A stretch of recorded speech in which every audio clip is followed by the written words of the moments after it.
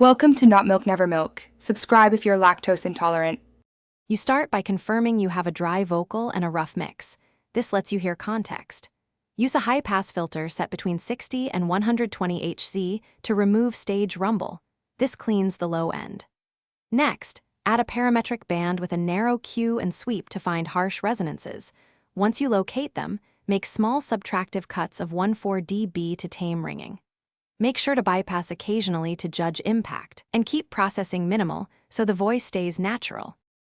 Now you sculpt presence. Add a gentle, broad boost of 2 to 4 dB in the 3 to 6 kHz region to improve consonance and clarity. Do this sparingly because overboosting creates fatigue. Once done, add a high shelf from 10 to 16 kHz for an airy sheen, keeping gain under about plus 3 dB. For low-mid buildup, make a controlled cut with a wide Q or use a dynamic EQ between 200 and 800 Hz, so reductions only finish by a bing your EQ against the bypassed vocal and a reference track so you hear musical changes, not placebo.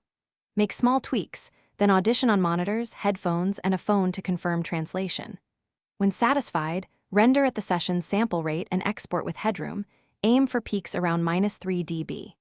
If things go wrong, harshness or sibilance, apply narrow subtractive cuts between 4 and 8 kHz or add a de-esser. This targets trouble without killing presence. Trust small moves.